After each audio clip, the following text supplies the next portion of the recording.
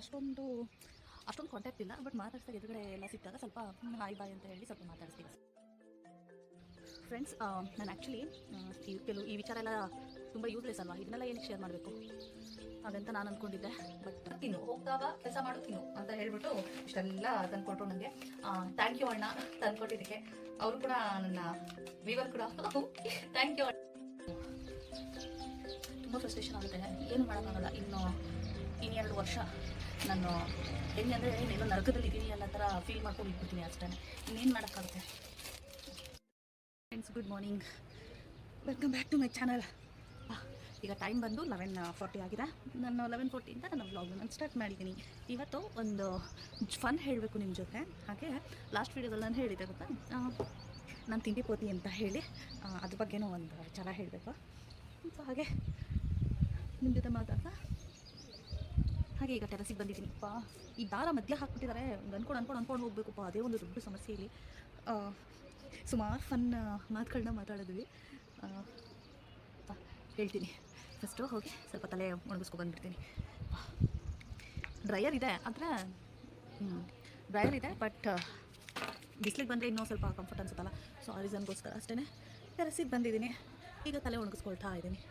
ಅವ್ಳು ಎದುರುಗಡೆ ಅವಳು ನನ್ನೇ ನೋಡ್ತಾ ಇದ್ದಾಳೆ, ಏನು ಮಾತಾಡ್ತಾ ಇದ್ದಾರೆ ಇರೋ ವೀಡಿಯೋ ಹತ್ರ ಅಂತ ಕೇಳಿದ್ರೆ ಹೇಳ್ತೀನಿ ಅಲ್ವಾ.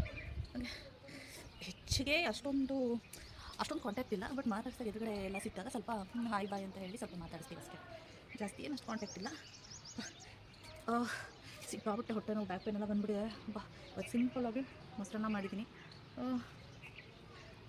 ಅದನ್ನೇ ಅಡ್ಜಸ್ಟ್ ಮಾಡ್ಕೊತೀನಿ ಅಂತ ಹೇಳಿದ್ದಾರೆ ಹಬ್ಬಿ. ಫೈನ್, ನನ್ನ ತಲೆ ಒಣಗಿಸ್ಕೊಂಡು ಬಂದ್ಬಿಟ್ಟಿದ್ದೀನಿ ಫಸ್ಟ್. ಓಕೆ ಫ್ರೆಂಡ್ಸ್, ನಾನು ಆ್ಯಕ್ಚುಲಿ ಈ ವಿಚಾರ ಎಲ್ಲ ತುಂಬ ಯೂಸ್ಲೆಸ್ ಅಲ್ವಾ, ಇದನ್ನೆಲ್ಲ ಏನಕ್ಕೆ ಶೇರ್ ಮಾಡಬೇಕು ಹಾಗಂತ ನಾನು ಅಂದ್ಕೊಂಡಿದ್ದೆ. ಬಟ್ ಇಲ್ಲ, ಇವತ್ತು ನಾನು ಹೇಳಲೇಬೇಕು ಅಂತ ನನಗೆ ಫೀಲ್ ಆಗ್ತಾ ಇದೆ. ಕೆಲವರು ನನ್ನ ಅವ್ರಿಗೆ ಹೆಸರನ್ನ ನಾನು ಹೇಳೋದಕ್ಕೆ ಇಷ್ಟಪಡಲ್ಲ, ಯಾಕಂದರೆ ಅದು ನನಗೆ ಇಂಪಾರ್ಟೆಂಟು ಅಲ್ಲ. ಸೊ ಇಂಥವೆಲ್ಲ ಆಗ್ತಾ ಇರುತ್ತೆ. ಒಂದು ಕ್ವಾರ್ಟರ್ಸ್ ಅಂತಲೇ ಅಂತಲ್ಲ, ನಾವು ಹೊರಗಡೆ ಎಲ್ಲೇ ಹೋದ್ರೂ ಇಂಥ ವಿಚಾರಗಳು ಕೆಲವೊಂದು ಆಗ್ತಾನೆ ಇರುತ್ತೆ. ಹಾಗಾಗಿ ನಾವೇನು ಅದ್ರ ಬಗ್ಗೆ ತಲೆ ಕೆಡಿಸ್ಕೊಳ್ಳೋದು ಬೇಡ. ಬಟ್ ಹೇಳ್ತೀನಿ ಏನಂತ, ಇಷ್ಟು ಬಿಸಿಲಿದೆ ನನಗೆ ಸಿಕ್ಕಾಗುತ್ತೆ, ಹೊಟ್ಟೆ ಬೇರೆ ನೋಡ್ತಾ ಇದೆ. ಏನಂದರೆ ಇವ್ರು ಏನು ಅಂದ್ಕೊಂಡಿದ್ದಾರೆ ಎಲ್ಲರೂ ಅಂತಂದರೆ, ಯಾರು ಫೇರ್ ಆಗಿರ್ತಾರೆ ಅಂದರೆ ಯಾರು ಈ ಥರ ಬೆಳ್ಳಗಿರ್ತಾರೆ, ಯಾರು ಸ್ವಲ್ಪ ಮೀಡಿಯಮ್ ಕಲರ್ ಇರ್ತಾರೆ, ಯಾರು ಕಪ್ಪಗಿರ್ತಾರೆ, ಅವ್ರದ್ದೆಲ್ಲ ಒಂದು ಕ್ಯಾರೆಕ್ಟರ್ ಅಂತ. ನನ್ನ ಲೈಫಲ್ಲಿ ಈ ಥರ ಥಿಂಕ್ ಮಾಡೋಂಥ ಜನನ ನಾನು ಈಗಲೇ ನೋಡಿದ್ದು. ನೀವು ಹಿಂದಿ ಚೆನ್ನಾಗಿ ಮಾತಾಡ್ತೀರಲ್ಲ, ನೀವು ಯಾವ ಸ್ಟೇಟ್ ಅವರು ಅಂತ ಕೇಳಿದ್ರು. ಕರ್ನಾಟಕ ಅಂತ ಹೇಳಿದೆ. ಹೌದಾ, ಮತ್ತು ಇಷ್ಟೊಂದು ಬೆಳ್ಳಗಿದ್ದೀರಾ ನೀವು, ನನಗೆ ಎಷ್ಟು ಬೇಜಾರಾಗೋಯ್ತು ಅಂತಂದರೆ, ನೀವು ಹೇಳ್ಬೋದು ನೀವು ನೋಡೋಕ್ಕೆ ಚೆನ್ನಾಗಿದ್ದೀರಾ ಅಂತ ತಾನೇ ಹೇಳಿದ್ರು, ಸಂತೋಷ ಪಡಿ ಅಂತ. ಅವರು ಜನರಲಾಗಿ ನೀವು ನೋಡೋಕ್ಕೆ ಚೆನ್ನಾಗಿದ್ದೀರಾ ಅಂದರೆ ಥ್ಯಾಂಕ್ ಯು ಅಂತ ಹೇಳ್ಬೋದು, ತುಂಬ ಖುಷಿ ಆಗುತ್ತೆ. ಈಗ ಲೇಡೀಸ್ಗೆ ಯಾವ್ದಾದ್ರು ನಾವು ಬ್ಯೂಟಿ ಹೋಗಿದ್ರೆ ಇಷ್ಟ ಆಗಲ್ವಾ, ಇಷ್ಟ ಆಗೇ ಆಗುತ್ತೆ. ಆದರೆ ಇವರಲ್ಲಿ ಏನಂತ ಅಂದರೆ ಒಂದು ಮೆಂಟಾಲಿಟಿ ಬೆಳೆಸ್ಕೊಂಬಿಟ್ಟಿದ್ದಾರೆ. ಯಾರು ನೋಡೋಕ್ಕೆ ಚೆನ್ನಾಗಿರ್ತಾರೆ, ಯಾರು ಬೆಳ್ಳಗಿರ್ತಾರೆ ಅವರು ಅಹಂಕಾರಿಗಳು, ದುರಹಂಕಾರ ಜಾಸ್ತಿ, ಯಾರ ಜೊತೆಗೂ ಬೆರೆಯಲ್ಲ, ಮಾತಾಡಲ್ಲ ಅಂತ. ಹಾಗೆ ಯಾರು ಮೀಡಿಯಮ್ ಆಗಿರ್ತಾರೆ ಅವ್ರಿಗೆ ಸ್ವಲ್ಪ ಚೆನ್ನಾಗಿ ಕಾಣಿಸ್ಬೇಕು ಅನ್ನೋ ಇಚ್ಛೆಯಿಂದ ಸ್ವಲ್ಪ ಮಿಂಗಲ್ ಆಗಕ್ಕೆ ಬರ್ತಾರೆ.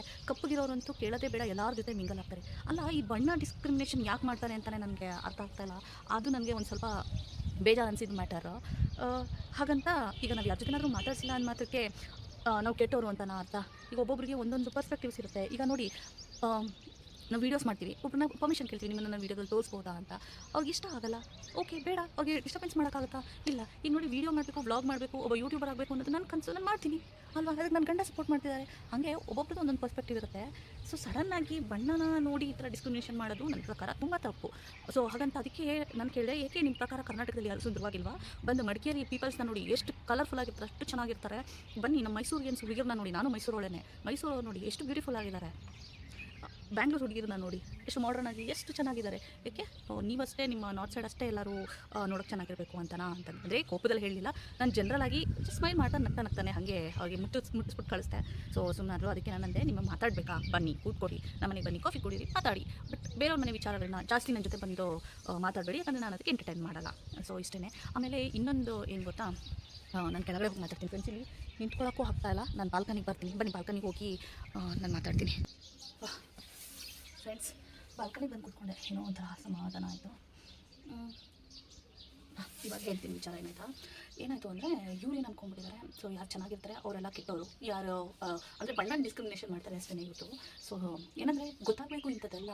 ಯಾಕಂದರೆ ಸಮ್ಟೈಮ್ ನಾವು ಒಳಗಡೆ ಇರ್ತೀವಿ, ಹೊರಗೆ ಏನು ನಡೀತಿದೆ ಅನ್ನೋದು ಕೂಡ ನಮಗೆ ಒಂದೊಂದು ಸಲ ಗೊತ್ತಾಗೋದಿಲ್ಲ. ಸೊ ಹಾಗಾಗಿ ಇದೆಲ್ಲ ಗೊತ್ತಾಗಬೇಕಾಗಿರುತ್ತೆ ನನಗೆ. ಆಮೇಲೆ ಏನಂತಂದರೆ ಅವ್ರ ಅವಶ್ಯಕತೆಗೆ ತಕ್ಕಂಗೆ ಮಾತಾಡ್ತಾರೆ ಇಲ್ಲಿ, ಓಕೆನಾ. ಅಂದರೆ ಅವ್ರಿಗೇನಾದರೂ ಕೆಲಸ ಆಗಬೇಕು ಏನಾದರೂ ಇತ್ತು ಅಂತಂದರೆ ಸ್ವಲ್ಪ ನೈಸಾಗಿ ಮಾತಾಡ್ಕೊಂಡು ಅದೆಲ್ಲ ಇದೆ. ಇನ್ನೊಂದು ತುಂಬ ಕೆಟ್ಟ ಬುದ್ಧಿ ಏನು ಅಂತಂದರೆ, ಯಾರಿಗೆ ಮಕ್ಕಳಿದೆ ಅವರೆಲ್ಲ ಒಂದು ಗುಂಪು, ಯಾರಿಗೆ ಮಕ್ಕಳಿಲ್ವೋ ಮತ್ತು ಯಾರಿಗೆಲ್ಲ ಅವ್ರ ಮಕ್ಕಳನ್ನ ಹೊರಗಡೆ ಬಿಟ್ಟು ಬಂದಿರ್ತಾವೋ ಅದರ ಮಂತವನ್ನೆಲ್ಲನೂ ಒಂದು ರೀತಿ ನೋಡೋದು.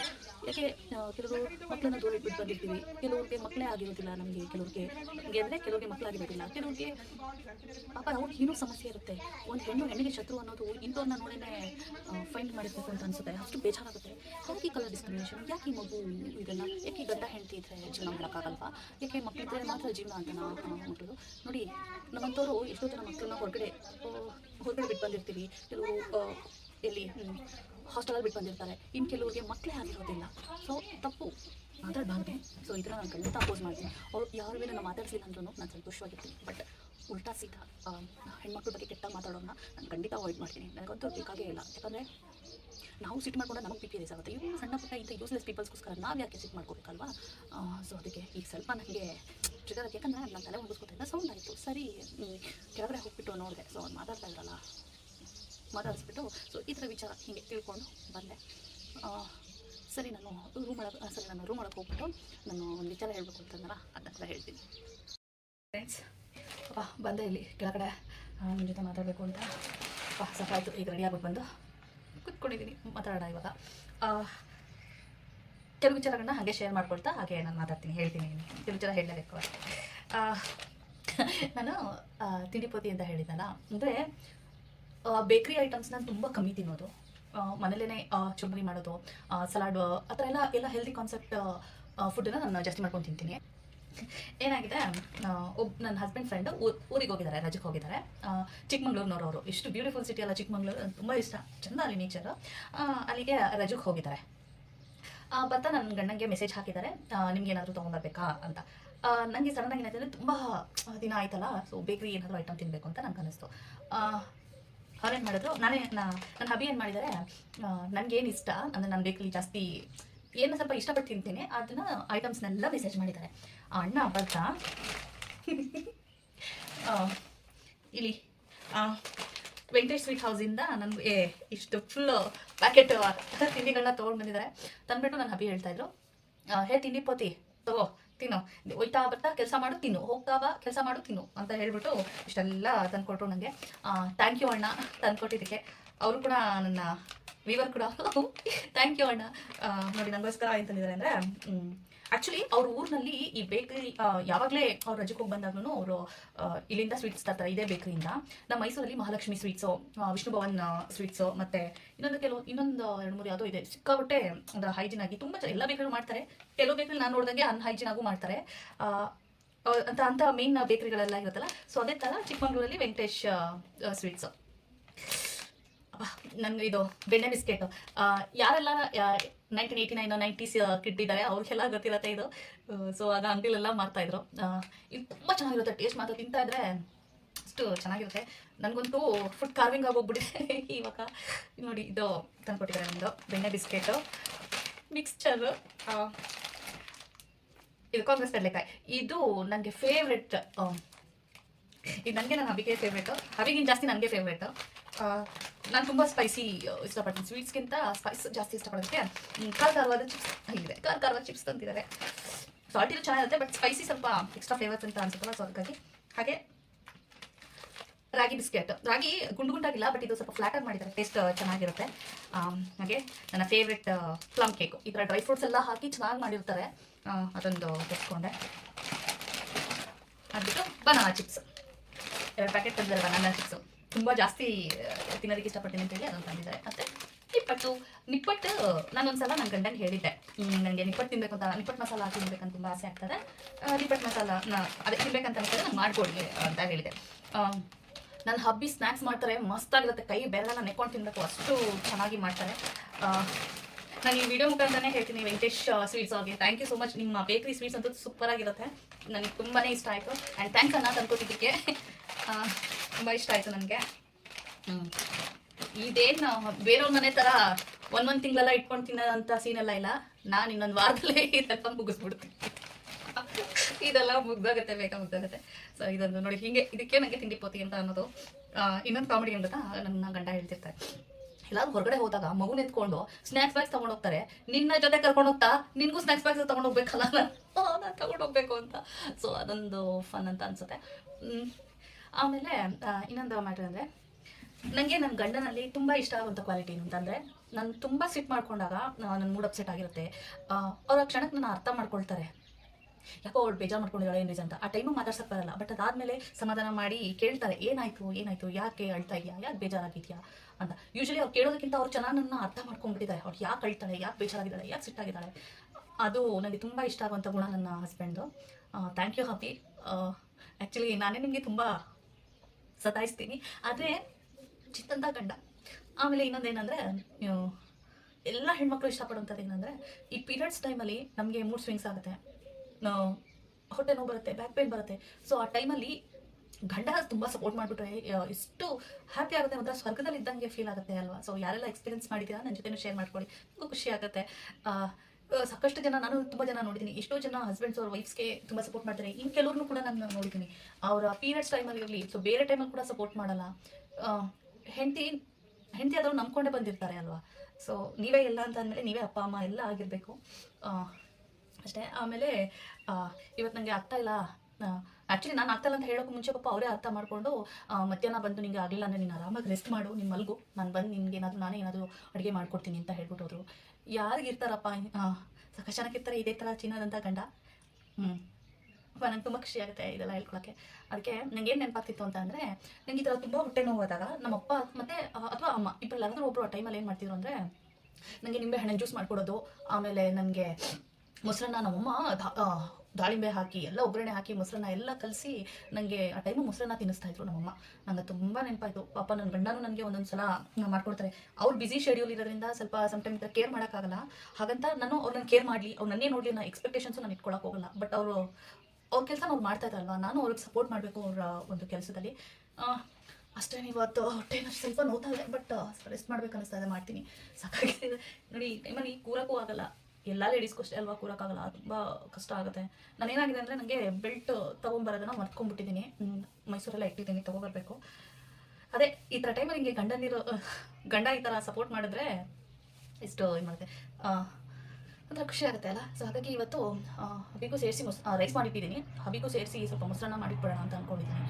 ನಾನು ಮೊಸರನ್ನೇ ತಿಂತೀನಿ, ನಿಮ್ಗಾದರೆ ಮಾಡು, ಇಲ್ಲ ಬಟ್ ನಾನೇನಾದರೂ ನಿಮಗೆ ಚಿತ್ರಾನ್ನ ನೋತು ಏನಾದರೂ ಒಂದು ಮಾಡ್ಕೊಡ್ತೀನಿ ಅಂತ ಹೇಳಿದ್ರು. ಬಟ್ ಪರವಾಗಿಲ್ಲ, ನಾನು ಓಕೆ ಆಗಿದ್ದೀನಿ, ಇಷ್ಟಾದರೂ ಮಾಡ್ಬೋದಲ್ವ, ನಾನು ಹೋಗಿ ಮಾಡ್ತೀನಿ ನಾನು. ಮತ್ತು ಈವ್ನಿಂಗ್ ನಾನು ನಿಮ್ಮ ಜೊತೆ ಮಾತಾಡ್ತೀನಿ ಇರಿ. ನಾನು ಒಂದು ಏನೋ ಹೇಳಬೇಕು ಅಂದ್ಕೊಂಡು ಮತ್ತೆ ಹೋಯ್ತಲ್ಲ, ನೆನೆಸ್ಕೊಂಡೆ ಫ್ರೆಂಡ್ಸ್, ಏನೋ ಹೇಳ್ಬೇಕಂತ.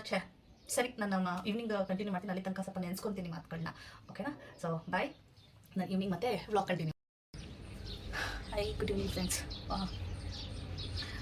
ನಾನು ಆ್ಯಕ್ಚುಲಿ ಮೈಂಡ್ ಸೆಟ್ ಕಂಪ್ಲೀಟಾಗಿ ರೆಡಿ ಮಾಡ್ಕೊಂಡಿದ್ದೀನಿ. ಏನಂದರೆ, ವೆಲ್, ನಾನು ಈ ಲೊಕೇಶನಲ್ಲಿರೋವರೆಗೂ ನನಗೆ ನೆಮ್ಮದಿಯಾಗಿ ನಿದ್ರೆ ಅಂತೂ ಮಾಡೋಕ್ಕಾಗಲ್ಲ. ನನ್ನ ಗಂಡನ ನೋಡಿದ್ರೆ ನಂಗೆ ಜಲ ಸ್ಟಾರ್ಟ್ ಆಗ್ಬಿಟ್ಟಿದೆ ಇವಾಗ. ಅದೇನು ತಲೆನೇ ಕೆಡಿಸ್ಕೊಳ್ಳಲ್ಲ, ಅಪ್ಪ ಚೆನ್ನಾಗಿ ನಿದ್ರೆ ಮಾಡ್ತಾರೆ. ಅವ್ರ ಸೌಂಡ್ ಅಲ್ಲ, ಅಲ್ಲಿ ಏನೇ ಬೀಳ್ಸಿದ್ರು ಅವ್ರಿಗೆ ಏನು ಅನ್ಸೋದಿಲ್ಲ, ಆರಾಮಾಗಿ ನಿದ್ರೆ ಮಾಡ್ತಾರೆ. ನನಗೆ ಹಂಗೆ ಆಗಲ್ಲ. ಅಂದರೆ ನನಗೆ ಕಂಫರ್ಟಬಲ್ ಅನ್ನೋಕ್ಕಿಂತ ಒಂಥರ ಸಮಾಧಾನವಾಗಿ ನಿದ್ರೆ ಮಾಡಬೇಕು. ಅದಕ್ಕೆ ಒಂದು ಇಲ್ಲಿ ತೊಗೊಂಡು ತೋರಿಸ್ತೀನಿ. ಇಲ್ಲಿ ನೋಡಿ, ಈ ಥರ ಒಂದು ನಾಯ್ಸ್ ಕ್ಯಾನ್ಸಲೇಷನ್ ಬಡ್ ಆರ್ಡರ್ ಮಾಡ್ಕೊಂಡಿದ್ದೀನಿ. ಅಷ್ಟೇನಿದು ಎಫೆಕ್ಟಿವ್ ಅಂತ ಅನ್ನಿಸ್ತಾ ಇಲ್ಲ ನನಗೆ. ಮಧ್ಯಾಹ್ನ ಇದನ್ನೇ ಹಾಕೊಂಡು ಮಲಗಿದ್ದೆ, ಬಟ್ ಇನ್ನೂ ಸೌಂಡ್, ಆ ಪಕ್ಷಿ ಒಂದು ಆ ಮರದ ಹತ್ರ ಕೂತ್ಕೊಂಡಿದೆ, ಅಲ್ಲಿಂದನೂ ಮತ್ತೆ ನನಗೆ ಸೌಂಡ್ ಕೇಳಿಸೋದಕ್ಕೆ ಮತ್ತೆ ಸ್ಟಾರ್ಟ್ ಆಯಿತು. ಇನ್ನು ಅಷ್ಟು ದೊಡ್ಡ ಸೌಂಡ್ ಕೇಳಿಸ್ತಾ ಇರಬೇಕಾದ್ರೆ ಇದೆಲ್ಲ ಬಂದು ಇಲ್ಲಿ ಕೂತ್ಕೊಳ್ಳೋದಲ್ಲ.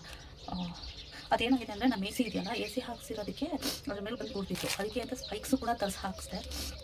ಪ್ಲಾಸ್ಟಿಕ್ಕು ಚೆನ್ನಾಗಿಲ್ಲ, ಇನ್ನೊಂದು ಸಿಕ್ಕಾಪಟ್ಟೆ ಚುಚ್ಚುತ್ತೆ. ಅದನ್ನು ಹಾಕಬೇಕಾದ್ರೆ ನಾನು ತುಂಬ ಸಲ ಚುಚ್ಕೊಂಡಿದ್ದೀನಿ. ಅದೇನಾಗಿದೆ, ಅದು AC ಕೂರ್ಸೋದಕ್ಕೆ ತಂತಿ ಹಿಂಗೆ ಹಾಕ್ತೀವಲ್ಲ, ಅದು ಅದ್ರ ಮೇಲೆ ಬಂದು ಕೂತ್ಕೊಳ್ಳುತ್ತೆ. ನನಗೆ ಬರ್ಡ್ಸ್ ನಿಜವಾಗ್ಲೂ ಪ್ರಾಬ್ಲಮ್ ಅಲ್ಲ ಫ್ರೆಂಡ್ಸ್, ಬಟ್ ನನಗೆ ನಿಜವಾಗ್ಲೂ ಕಷ್ಟ ಏನಂದರೆ, ನನಗೆ ನಿದ್ರೆ ಸರಿ ಆಗ್ತಾಯಿಲ್ಲ. ನೈಟೇನೋ ಸ್ವಲ್ಪ ನಿದ್ರೆ ಮಾಡ್ಬೋದು, ಬಟ್ ಈ ಮಾರ್ನಿಂಗ್ ಆದ ತಕ್ಷಣವೇ ಅದು ಸೌಂಡ್ ಸ್ಟಾರ್ಟ್ ಮಾಡ್ತಲ್ಲ, ಸಿಕ್ಕಾಪಟ್ಟೆ ಇರಿಟೇಟ್ ಆಗೋಗುತ್ತೆ, ತುಂಬ ಫ್ರಸ್ಟ್ರೇಷನ್ ಆಗುತ್ತೆ. ಏನು ಮಾಡೋಕ್ಕಾಗಲ್ಲ. ಇನ್ನು 2 ವರ್ಷ ನಾನು ಹೆಂಗೆ ಅಂದರೆ, ನೀನು ನರಕದಲ್ಲಿ ಇದ್ದೀನಿ ಅನ್ನೋ ಥರ ಫೀಲ್ ಮಾಡ್ಕೊಂಡು ಇಟ್ಬಿಡ್ತೀನಿ ಅಷ್ಟೇ. ಇನ್ನೇನು ಮಾಡೋಕ್ಕಾಗುತ್ತೆ. ಯಾವ ಶತ್ರುಗೂ ನಂತರ ಕಷ್ಟಪಡ ಅನ್ಸ್ಬಿಡುತ್ತೆ. ಅಷ್ಟು ಬೇಜಾರಾಗುತ್ತೆ ನನಗೆ ಈ ದರಿದ್ರ ಪಕ್ಷಿಯಿಂದ. ಇರಿಟೇಷನ್ ಆಗೋಗಿದೆ ನನಗೊಂತಿದ್ರಿಂದ, ಏನು ಮಾಡೋಕ್ಕಾಗುತ್ತೆ. ಸುಮ್ಮನೆ ಮಲ್ಟಿ ಕಲರ್ಸ್ ಚೆನ್ನಾಗಿದೆ ಅಂತ ಅಂದ್ಬಿಟ್ಟು ನಾಯ್ಸ್ ಕ್ಯಾನ್ಸಲೇಷನ್ ಅಂತ ತರಿಸಿದ್ರೆ ವೇಸ್ಟ್. ಇನ್ನೊಂದು ಏನಂದರೆ ಟ್ರೈನಲ್ಲಿ ಹೋಗ್ಬೇಕಾದ್ರೆ ಗಿಜಿ ಗಿಜಿ ಗಿಜಿ ಗಿಜಿ ಅಂತ ಇರಿಟೇಷನ್ ಮಾಡ್ತಾ ಇರ್ತಾರೆ. ನಂಗೆ ಆ ಇರಿಟೇಷನ್ ಇಷ್ಟ ಆಗಲ್ಲ, ಹಾಗಾಗಿ ಇಲ್ಲಿ ತರ್ಕೊಬೋಣ ಅಂತ ತರಿಸ್ಕೊಂಡೆ. ಇದು ಏನು ಯೂಸ್ ಆಗ್ತಿಲ್ಲ. ಇದಕ್ಕಿಂತ ಇನ್ನೊಂದು ಸ್ವಲ್ಪ ಕಾಸ್ಟ್ಲಿ ಆದರೂ ಪರವಾಗಿಲ್ಲ, ಸ್ವಲ್ಪ ಸ್ಟ್ಯಾಂಡರ್ಡ್ ಆಗಿರೋದು ಊರಿಗೆ ಹೋಗೋಕೆ ಮುಂಚೆ ತರಿಸ್ಕೊಂಡ್ಬಿಡ್ತೀನಿ ಅಷ್ಟೇ. ಏನಂದರೆ ನಮ್ಮ ಪ್ರಿಕಾಷನ್ಸ್ನ ನಾನು ನೋಡ್ಕೋಬೇಕಲ್ಲ. ಈ ಕಂಫರ್ಟಬಲ್ ಅನ್ನೋದಕ್ಕಿಂತ ನಾನು ಸ್ವಲ್ಪ ಸೈಲೆಂಟಾಗಿ ಇರೋಕ್ಕೆ ಇಷ್ಟಪಡ್ತೀನಿ ಅಷ್ಟೇ. ಸೊ ಇದೊಂದು ವಾಪಸ್ ರಿಟರ್ನ್ ಮಾಡಬೇಕು. ಆಮೇಲೆ ಒಂದೊಂದ್ಸಲ ಏನಾಗುತ್ತೆ ಅಂತ ಅಂದರೆ ಹ್ಯಾಪಿಯಾಗಿದ್ದು ಮನುಷ್ಯನ ನೆಮ್ಮದಿ ಈ ಇರಿಟೇಷನಿಂದಲೇ ಹಾಳಾಗೋಗ್ಬಿಡುತ್ತೆ. ಮನುಷ್ಯನ ನಿಜವಾಗ್ಲೂ ನೆಮ್ಮದಿ ಬೇಕು. ನೆಮ್ಮದಿಯಾಗಿದ್ದರೆ ಏನು ಬೇಕಾದ್ರೂ ಏನು ಬೇಕಾದ್ರೂ ಮಾಡ್ಬೋದು ಅಲ್ವಾ. ಅದೇ 2 ವರ್ಷ ನಾನು ನೆಮ್ಮದಿ ಇಲ್ಲ ಅಂತ ಅಂದ್ಕೊಂಡೆ ನಾನು ಜೀವನ ಮಾಡ್ತೀನಿ ಅಷ್ಟೇ. ಹೇಳ್ಕೋಬೇಕು ಅನ್ನಿಸ್ತು. ಆಮೇಲೆ ಇನ್ನೊಂದೇನೆಂದರೆ ಬರ್ಡೇ ಮ್ಯಾಟ್ರು, ಒಂದು ಬರ್ತ್ಡೇ ಒಂದು ಮ್ಯಾಟರ್ ಹೇಳಬೇಕು. ಹಾಗೆ ಇನ್ನೊಂದು ಫನಿ ವಿಚಾರ ಕೂಡ ನಿಮ್ಮ ಜೊತೆ ಶೇರ್ ಮಾಡ್ಕೋಬೇಕು. ಏನಾಯಿತು ಅಂತಂದರೆ ಫನ್ನೀರೇ ಹೇಳ್ತೀನಿ. ನಿನ್ನೆ ಲಾಗೆಲ್ಲ ನಿಮ್ಮ ಜೊತೆ ಮಾತಾಡಿ ಎಂಡ್ ಮಾಡಿಬಿಟ್ಟು ನಾನು ಹೋದೆ. ನಾನು ಎದುರುಗಡೆ ಮನೆಗೆ ಹೋದೆ. ಅವಳು ಟೀ ಮಾಡಿಕೊಟ್ರು. ಆ ಟೀ ಮಾಡ್ಕೊಂಡು ಕುಡಿತಾ ಇರಬೇಕಾದ್ರೆ ನನ್ನ ವೀಡಿಯೋದಲ್ಲಿ ನಾನು ಆರೆಂಜ್ ಪೀಲ್ ಪೌಡರ್ ಬಗ್ಗೆ ಇನ್ಫಾರ್ಮೇಷನ್ ಹೇಳಿದ್ದೀನಲ್ಲ, ಅದನ್ನು ಕೇಳಿದ್ರು. ಅಕ್ಕ ಇದನ್ನು ಹಿಂಗೆ ಯೂಸ್ ಮಾಡೋದು, ಏನು ಬೆನಿಫಿಟ್ ಇದೆ, ನೀವು ಕನ್ನಡದಲ್ಲಿ ಹೇಳಿದ್ದೀರಾ, ನಂಗೆ ಅರ್ಥ ಆಗಿಲ್ಲ ಅಂತ ಅಂದ್ಬಿಟ್ಟು ಅವಳು ಹೇಳಿದ್ಲು. ಅದಕ್ಕೆ ನಾನು ಹೇಳಿದೆ, ಅದು ಅಂದರೆ ನಾನು ಅವಳಿಗೆ ಎಕ್ಸ್ಪ್ಲನೇಷನ್ ಮಾಡಬೇಕಾದ್ರೆ ಹಿಂದಿಲಿ ಹನಿಗೆ ಜೇನುತುಪ್ಪಕ್ಕೆ ಶಹದತ್ತ ಅಂತಾರೆ, ಪಾಯ್ಸನ್ಗೆ ಝೆಹರ್ ಅಂತ ಹೇಳ್ತಾರೆ. ನಾನೇನು ಮಾಡಿದೆ, ಶಹದ್ ಅನ್ನೋ ಪದ ನನಗೆ ಬರದೆ ಇಸ್ಮೇ ಝೆಹರ್ ಮಿಲಾದು ಅಂತ ಅಂದ್ಬಿಟ್ಟೆ. ಅವಳು ಹ್ಞೂ ಅಂದ್ಬಿಟ್ಟು ಹಾಂ ಅದು ಫುಲ್ಲು ಶಾಕ್ ಆಗುತ್ತೆ ನೋಡು. ಅಂದರೆ ಜೇನುತುಪ್ಪ ಹಾಕು ಅನ್ನೋದು ಶಾಕು. ನಾನು 2 ಮಕ್ಕಳು ತಾಯಿದ್ದೀನಿ, ನಾನು ಹೋಗಿಸ್ಬಿಡ್ತೀರಾ ಅಂತ ಅಂದ್ಲು. ಆಮೇಲೆ ನನ್ನ ಗಂಡಗೆ ಒಬ್ಬಳೇ ಹೇಳ್ತಿ ಅಂತ, ಇನ್ನೇನು ನಮಗೇನು 10 ಜನ ಗಂಡನಿರ್ತಾರ ಅಂತ ಅಂದ್ಬಿಟ್ಟು ಫೋನ್ ಮಾಡಿಕೊಂಡು ಮಾಡಿ ಮಾತಾಡಿಸ್ದೆ. ಅದೊಂದು ಜೋಕು. ರಾತ್ರಿ ಎಲ್ಲ ಅದೊಂದೇ ಮಾತು ನೆನೆಸ್ಕೊಂಡು ನಗಾಡ್ತೀವಿ. ಆಮೇಲೆ ನನ್ನ ಸಿಸ್ಟರ್ಸ್ ಕಾಲ್ ಮಾಡಿದ್ರಲ್ಲ, ಅವ್ರಿಗೂ ಹೇಳಿದೆ, ಅವರಂತೂ ಬಿದ್ದು ನಗಾಡ್ತಿದ್ದಾರೆ. ನೀನು ಯಾರು ಬೇಕಾದ್ರೂ ಶಾಕ್ ಬಿಡು ನೀನು ಅಂತ ಅಂದ್ಕೊಂಡು ತಮಾಷೆ ಮಾಡ್ತಿದ್ದು. ಅದಾದಮೇಲೆ ಏನಾಯಿತು ಅಂತಂದರೆ ಬರ್ಡೇ ಮ್ಯಾಟರು. ಇಲ್ಲಿ ಕೆಲವರು ಏನು ಅದೇ ಮಾರ್ನಿಂಗ್ ನಾನು ಹೇಳಿದ್ನಲ್ಲ, ಹಾಗೆ ಕೆಲವರು ಇದು ಹೆಂಗೆ ಅಂತಂದರೆ ಯಾರಿಗೆ ಮಕ್ಕಳಿತ್ತು ಹಾಸ್ಟೆಲಲ್ಲಿ ಇರ್ತಾರೆ ಅಥವಾ ಊರಲ್ಲಿ ಬಿಟ್ಟು ಬಂದಿರ್ತಾರೆ, ಅಂದರೆ ಜಸ್ಟ್ ಪೇರೆಂಟ್ಸ್ ಯಾರು ಇರ್ತಾರೆ, ಯಾರು ಮಕ್ಕಳಿರಲ್ವೋ ಅವ್ರಿಗೆ, ಅಂದರೆ ಜಸ್ಟ್ ಪೇರೆಂಟ್ಸ್ ಇರೋದವ್ರಿಗೆ ಮಾತ್ರ, ಗಂಡ ಹೆಂಡತಿದವ್ರಿಗೆ ಮಾತ್ರ ಇವರು ನೋಡೋ ರೀತಿಯೇ ಬೇರೆ ಥರ, ಇವರು ಮಾತಾಡೋ ರೀತಿಯೇ ಬೇರೆ ಥರ, ಕಂಪ್ಲೀಟ್ಲಿ ಇವ್ರ ಬಿಹೇವಿಂಗ್ ಸೆನ್ಸ್ ಕೂಡ ತುಂಬಾ ಚೇಂಜಸ್ ಇರುತ್ತೆ. ಅದಕ್ಕೋಸ್ಕರ ಅದು ಒಂದು ಮ್ಯಾಟ್ರ್ ನಂಗೆ ಸ್ವಲ್ಪ ಇವತ್ತು ಒಂಥರ ಇರಿಟೇಷನ್ಸ್ ಆಗಿದೆ. ಬೇಜಾರಂತೂ ನಾನು ಮಾಡ್ಕೊಳಕ್ಕೆ ಹೋಗಲ್ಲ. ಯಾಕಂದರೆ ಒಬ್ಬೊಬ್ಬರು ಲೈಫಲ್ಲೂ ಒಂದೊಂದು ಸ್ಯಾಡ್ ಹಿಸ್ಟ್ರಿ, ಹ್ಯಾಪಿ ಹಿಸ್ಟ್ರಿ ಎಲ್ಲದೂ ಇದ್ದೇ ಇರುತ್ತೆ. ಸೊ ನಾವು ಹೆಂಗಿದ್ದೀವಿ, ನಮ್ಮ ಕಷ್ಟ ಏನು ಅಂತ ಇರುತ್ತೆ ಹೇಳೋಕೆ ಅವಶ್ಯಕತೆ ಇಲ್ಲ. ಹೇಳ್ಕೊಂಡ್ರೆ ಇವ್ರು ಬಂದು ನಮಗೆ ಸಾರ್ಟ್ಔಟ್ ಮಾಡಲ್ಲ ಅಲ್ವಾ. ಕರ್ಮಾನದೊಂದು ಇರುತ್ತಲ್ಲ, ಅದಕ್ಕೆ ಹೋಗೋರು ರಿಟರ್ನ್ ಆಗುತ್ತೆ, ಪರವಾಗಿಲ್ಲ. ನಾನು ಅಷ್ಟೊಂದೆಲ್ಲ ತಲೆ ಕೆಡಿಸ್ಕೊಳ್ಳೋದಕ್ಕೆ ಹೋಗಲ್ಲ. ಅದಾದಮೇಲೆ ಇನ್ನೊಂದೇನೆಂದರೆ, ನಿಮಗೆ ನಾನು ಸ್ನ್ಯಾಕ್ಸ್ ಪ್ಯಾಕೆಟ್ ಎಲ್ಲ ತೋರಿಸಿ ಜಸ್ಟ್ 5 ಮಿನಿಟ್ಸ್ ಅಷ್ಟೇ ಹೋಗಿ ಎಲ್ಲ ಚೆನ್ನಾಗಿ ತಿಂದೆ. ನಮ್ಮ ಮನೇಲಿ ಇಲಿನೇ ಬೇಡ, ನೀನೊಬ್ಬಳು ಸಾಕು, ಇಲಿಗಿಂತ ಜಾಸ್ತಿ ನೀನು ಹೋಗಿ ಹುಡುಕಿ ತಿಂಡಿ ಪೋತಿ ನೀನು ಅಂತ ಅಂದ್ಕೊಂಡು ರೇಗಿಸ್ತಾಯಿದ್ರು ಅಷ್ಟೇ. ಆಮೇಲೆ ಇನ್ನೊಂದು ಸಲ ಏನಂದರೆ, ನಾವು ನನ್ನ ಬೆಡ್ ಕೆಳಗಡೆ ಇದು ಸ್ವೆಟರ್ ಎಲ್ಲ ಮಾಡಿಸಿಟ್ಬಿಟ್ಟು ಬ್ಯಾಗಲ್ಲಿ ಹಾಕಿಟ್ಟಿದ್ದೀನಿ. ಇದು ಲಗೇಜ್ ಬ್ಯಾಗಲ್ಲಿ ಹಾಕಿ ಇಟ್ಟಿದ್ದೆ. ಚಳಿ ಮುಗಿತಾರೆ ಎಲ್ಲ ಪ್ಯಾಕ್ ಮಾಡಿಬಿಟ್ಟು ಕೆಳಗಡೆ ತಳ್ಳಿಬಿಟ್ಟು ನಾನು ಇನ್ನೊಂದು ಖಾಲಿ ಲಗೇಜ್ ಹೇಳ್ಕೊತಾ ಇದ್ದೀನಿ. ನಾನೇನು ಮಾಡಿದೆ, ಸುಮ್ಮನೆ ತಮಾಷೆಗೆ ಅವ್ರು ಬರ್ತಾ ಇದ್ದಲ್ಲ, ಸುಮ್ಮನೆ ನಾಟಕ ಮಾಡಿದೆ. ಸರಿ, ನಾನು ಮೈಸೂರಿಗೆ ಹೋಗ್ತೀನಿ ಹಂಗೆ ಹಿಂಗೆ ಅಂತ. ಪಾಪ ನನ್ನ ಮಟ್ಟ ಟೆನ್ಷನ್ ಆಗ್ಬಿಡೋದಾ, ಅಯ್ಯೋ ನಾನೇನು ಮಾಡಿದೆ, ನೀನು ಯಾಕೆ ಮೈಸೂರಿಗೆ ಹೋಗ್ತಾ ಇದೆಯಾ, ಅಯ್ಯೋ ಅದ್ರ ಪಾಪ ಟೆನ್ಷನ್ ಆಗ್ಬಿಟ್ಟು. ಆಮೇಲೆ ತಮಾಷೆ ಮಾಡ್ತಾ ಇದ್ದೀನಿ, ಎಲ್ಲೂ ಹೋಗಲ್ಲ, ನೀನು ಕಳಿಸ್ಬೇಕಲ್ಲ ಅಂತಂದಕ್ಕೆ, ಹೌದು ಅದು ನಿಜನೇ, ಗೇಟಲ್ಲಿ ಹೇಳ್ಬಿಡ್ತೀನಿ ನೀನು ಬಿಡಬೇಡ ಅಂತ, ಬಿಡಲ್ಲ ಅವರು ಅಂತ ಹೇಳಿ ಫನ್ ಮಾಡಿದ್ರು. ಅಷ್ಟು ಇವತ್ತು ನನ್ನ ಈವ್ನಿಂಗ್ ತನಕ ಅದೇ ರೂಟೀನ್ ಆಯಿತು.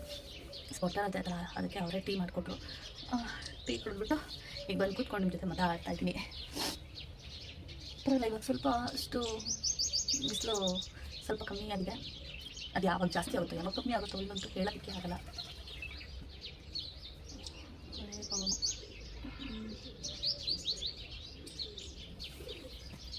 ಫ್ರೆಂಡ್ಸ್, ನಿಮಗೆ ಬೋಗನ್ವಿಲ್ಲ ಆಗುತ್ತಾ? ಇಲ್ಲಿ ಸಿಕ್ಕಾಬಿಟ್ಟೆ ಬೋಗನ್ವಿಲ್ಲ ಫ್ಲವರ್ಸ್ಗಳಿದೆ. ಆಮೇಲೆ ಗಣಗ್ಲೆ ಹೂವೆಲ್ಲ ಗೇಟಿನ ಆಚೆ ಸಿಕ್ಕಾಬಿಟ್ಟೆ ಗಣಗ್ಲೆ ಹೂಗಳೆಲ್ಲ ಹಾಕ್ಕೊಂಡಿದ್ದಾರೆ. ತುಂಬ ಚೆನ್ನಾಗಿದೆ. ಬಟ್ ಅದು ಕೀಳೋದಕ್ಕೆ ಕೊಡೋದಿಲ್ಲ ಅವರು. ಇಟ್ಕೊಳ್ಳಿಕ್ಕೆ ಹೋದರೆ ಕೀಳಬಾರ್ದು ಹಾಗೆ ಹೇಗೆ ಅಂತ ಏನೋ ಒಂದಿಷ್ಟು ನಾಟಕಗಳಾಡ್ತಾರೆ. ಅದಕ್ಕೆ ಅವ್ರು ನಾಟ್ಕೊಳ್ಳೋದು ಕೂಡ ನಾನು ಕಿತ್ಕೊಳ್ಳೋದು ಕೂಡ. ನಾನು ಅದಕ್ಕೆ ದೇವ್ರಿಗೆ ಊಟಸ್ಬೇಕಂದ್ರೆ ಹೊರಗಡೆ ಮಾರ್ಕೆಟ್ಗೆ ಹೋಗಿ ತಂದುಬಿಡ್ತೀನಿ. ಇಲ್ಲಿ ಎಷ್ಟೊಂದು ರೂಲ್ಸು ರೆಗ್ಯುಲೇಷನ್ಸು ಕಿರಿಕಿರಿ ಚಿಡ್ಚಿಡೆಲ್ಲ ಮಾಡ್ತಾರೆ.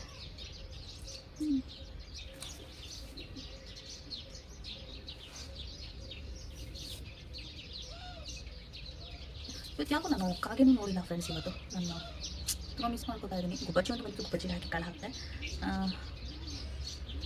ಕಾಗೆ ಬಂದಿಲ್ಲ, ಗಿಣಿ ಕಾಣಿಸ್ತಾನೋ, ಕಾಗೆ ಬಂದಿಲ್ಲ, ತುಂಬ ಮಿಸ್ ಮಾಡ್ಕೊತಾ ಇದ್ದೀನಿ. ಸರಿ ಫ್ರೆಂಡ್ಸ್, ಅಷ್ಟೇ ಇವತ್ತಿನ ವ್ಲಾಗ್. ನನಗಂತೂ ಒಂದೊಂದು ದಿನ ಆ್ಯಕ್ಚುಲಿ ನನಗೆ ಇಲ್ಲಿ ಒಂದೊಂದು ದಿನ ಸಿಕ್ಕಾಪಟ್ಟೆ ಬೋರ್ ಆಗುತ್ತೆ, ಒಂದೊಂದು ದಿನ ಸಿಕ್ಕಾಪಟ್ಟೆ ಇಂಟ್ರೆಸ್ಟಿಂಗ್ ಅನ್ಸ್ಬಿಡುತ್ತೆ ನನಗಂತೂ. ಒಂದೊಂದು ದಿನ ಸಿಕ್ಕಾಪಟ್ಟೆ ಹ್ಯಾಪಿ ಅನಿಸುತ್ತೆ, ಸ್ಯಾಡ್ ಅನಿಸುತ್ತೆ. ಲೈಫ್ ಅಷ್ಟೇ ಅಲ್ವಾ, ಲೈಫ್ ಗೋಸ್ ಆನ್ ಅಷ್ಟೇ. ಎಲ್ಲ ದಿನ ಒಂದೇ ಥರ ಇರಬೇಕು ಅಂದ್ರೂ ಒಂದೇ ಥರ ಇರೋದಕ್ಕೂ ಆಗೋದಿಲ್ಲ. ನಾನು ಆ್ಯಕ್ಚುಲಿ ಯಾಕೆ ಈ ಕಡೆ ತಿಳ್ಕೊಂಡು ನಾನು ಮಾತಾಡ್ತಾನೆ ಅಂತಂದರೆ, ನಾನು ಬಾಲ್ಕನಿಯಲ್ಲಿ ಕೂತಿದ್ದೀನಲ್ವಾ, ಅದೇ ದೂರ ಹೆಂಗೆ ಕಾಣಿಸುತ್ತೆ ಅಂತಂದರೆ ನಾನು ಒಬ್ಬಳೇ ಮಾತಾಡ್ತಾ ಇದ್ದೀನಿ ಅನ್ನೋ ಥರ ಫೀಲ್ ಆಗ್ಬಿಡುತ್ತೆ. ಒಂದು 2 ಮಿನಿಟ್ಸ್ ಸ್ವಲ್ಪ ಸೈಲೆಂಟ್ ಆಗ್ತಾ ಇದ್ದೀನಿ ಅಷ್ಟೇ, ಇನ್ನೂ ಬೇಜಾರು ಮಾಡ್ಕೊಬೇಡಿ. ಇನ್ನೊಂದೇನಂದರೆ, ನನಗೆ ನಮ್ಮ ಮನೆಗೆ ಎಲ್ಲಾದರೂ ವಸ್ತು ತಂದಿಟ್ಕೊಳ್ಳೋಕೆ ಇಷ್ಟ. ಬಟ್ ಇಲ್ಲಿ ನಮ್ಮದು ಟ್ರಾನ್ಸ್ಫರೇಬಲ್ ಇರೋದ್ರಿಂದ ನನಗೆ ಏನು ಸರಿಯಾಗಿ ತಂದಿಟ್ಕೊಳ್ಳೋಕ್ಕಾಗಲ್ಲ. ನನಗೆ ಅದೊಂದು ಬೇಜಾರು, ಗಾರ್ಡನಿಂಗ್ ಸರಿಯಾಗಿ ಮಾಡ್ಕೊಳ್ಳೋಕ್ಕಾಗಲ್ಲ. ನೆಕ್ಸ್ಟು ಬೇರೆ ಜಾಗಕ್ಕೆ ಹೋದರೆ ನನಗೆ ಕೆಳಗಡೆ ಗ್ರೌಂಡ್ ಫ್ಲೋರ್ಗೆ ಸಿಕ್ಬಿಟ್ಟ ನನಗೆ ಅಷ್ಟೇ ಸಾಕು. ಸರಿ ಫ್ರೆಂಡ್ಸ್, ಹಾಗಿದ್ರೆ ನಾನು ಮತ್ತೆ ಈ ವ್ಲಾಗ್ನ ನಾಳೆ ಕಂಟಿನ್ಯೂ ಮಾಡ್ತೀನಿ, ಓಕೆನಾ? ಸೊ ಅಲ್ಲಿವರೆಗೂ ನಿಮಗೆ ಈ ವಿಡಿಯೋ ಇಷ್ಟ ಆಗಿದೆ ನನಗೆ ಲೈಕ್, ಶೇರ್, ಸಬ್ಸ್ಕ್ರೈಬ್ ಮಾಡೋದನ್ನ ಮರಿಬೇಡಿ, ಓಕೆನಾ? ನಾನು ನಿಮಗೆ ಒಳ್ಳೆ ಹೆಲ್ತ್ ಟಿಪ್ಸ್, ಬ್ಯೂಟಿ ಟಿಪ್ಸ್, ಓಕೆನಾ, ನನ್ನ ಗೊತ್ತಿರೋದು ಕಿಚನ್ ಹ್ಯಾಕ್ಸ್ ಆಗಿರ್ಬೋದು, ಪ್ರತಿಯೊಂದು ಏನೆಲ್ಲ ಅಪ್ಡೇಟ್ಸ್ ಗೊತ್ತೋ ಅದನ್ನೆಲ್ಲದನ್ನು ತಿಳಿಸ್ತೀನಿ. ಹಾಗೆ ನನ್ನ ಇನ್ಮುಂದೆ ಇದೇ ಚಾನಲಲ್ಲೇ ನಿಮಗೆ ದೇವರಿಗೆ ಸಂಬಂಧಪಟ್ಟ ಮಾಹಿತಿಗಳನ್ನ ಕೂಡ ನಾನು ಇದರಲ್ಲೇ ತಿಳಿಸ್ತೀನಿ, ಓಕೆನಾ? ಅದಕ್ಕಾಗಿ ನೀವು ತಪ್ಪದೆ ನನ್ನ ಚಾನಲ್ನ ಸಬ್ಸ್ಕ್ರೈಬ್ ಮಾಡಿ, ಓಕೆ? ನಿಮಗೆ ಒಳ್ಳೆ ವೀಡಿಯೋಸ್ನ ನಾನು ಮಾಡ್ತಾಯಿದ್ದೀನಿ, ನಿಮಗೂ ಕೂಡ ಇಂಟ್ರೆಸ್ಟಿಂಗ್ ಆಗುತ್ತೆ ನನ್ನ ಮಾತನ್ನ ಕೇಳೋದಕ್ಕೆ, ಓಕೆನಾ? ಸೊ ಅಲ್ಲಿವರೆಗೂ love you all, take care, bye bye.